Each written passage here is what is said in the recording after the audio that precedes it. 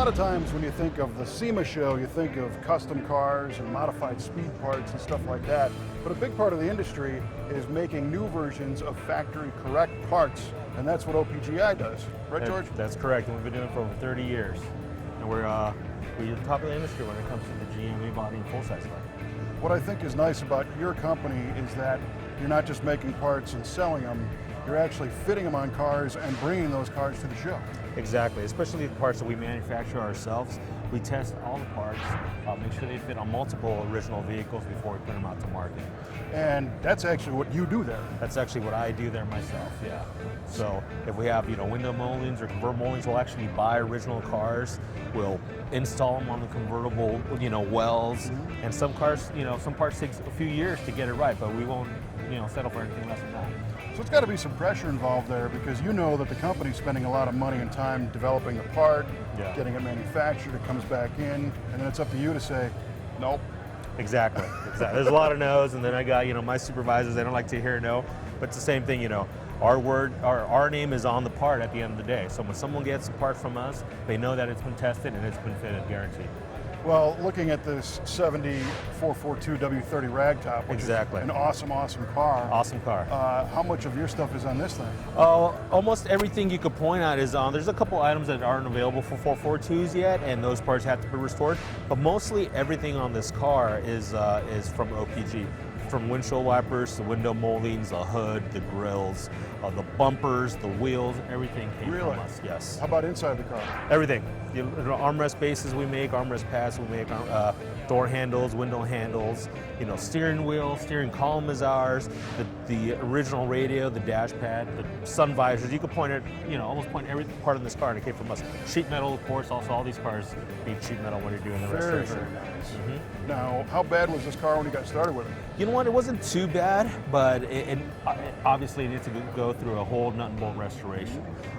So even though it wasn't bad enough, it went through a color change. We wanted something that pops at the show, so we went with gold and black and gold interior, and it's just very fancy for this car, because this car was kind of like a gentleman's muscle car, Oh yeah. But it's a beast, 455 open air induction, the W25 hood, W27 diff. I mean, it's got everything you want on it. It does have the W27 in. Just an awesome car. Awesome car. Very rare to see one. Obviously, no spoiler also on the Supreme body style. Right. On the convertibles, it was a dealer option, so when we did it, we decided to leave it off of it. And then kind of the mirror image is the gold and black on the El Camino. This El Camino is our first El Camino we've ever done for SEMA. It's a 1972 Super Sport 454 car. We already have a Chevelle, a 72 we debuted a few years ago. Right. That's the exact same color scheme, combo, and we wanted to make a clone of that car in an El Camino version. And that's why we also went with the vinyl top to match the convertible top on that car. It looks fantastic. Yeah, and these cars are rare to see. The 1970s Chevelle and El Camino seem to be the most popular ones through the years, but looking at a 72, there's slight differences that just people admire to these cars, and you don't really see them that often.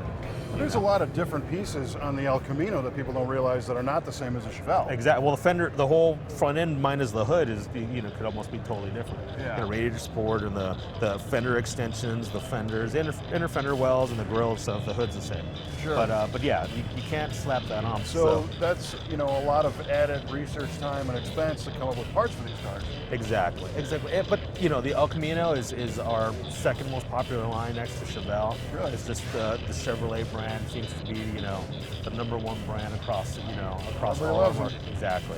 So I see on your shirt this year, instead of the OPGI logo, the Resto Parts powered by OPGI. Resto Parts is our new brand that we're launching this year. It's a brand that's been out for a while with us already for our wholesale and for dealers. We would have that, but this is the first year we're actually launching out to the public.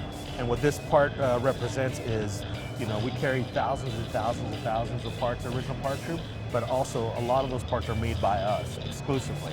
So that's what the Resto Parts brand is. It's a way to differentiate from parts that we actually make. Very cool. So in that catalog, it's going to cover the various brands and car lines. Of course. Yeah. But it's all the parts that are made by OPGI. It's a lot, yeah. Everything on our, normal catalogs is, you're going to have the part on there, and then there'll be a logo that says, manufactured by Resto Parts, and that'll be our stuff. I don't know if people realize how many parts you guys actually manufacture. Oh yeah, Probably over 3,000 parts.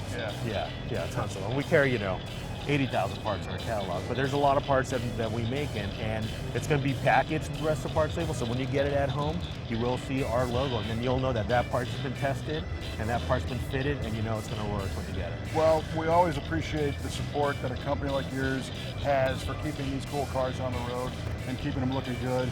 And, people say, the economy or the age group's changing and those are going away, but you guys are here to say, no. We're constantly investing in this. Even when the economy did go down a few years, this is almost like therapy to people.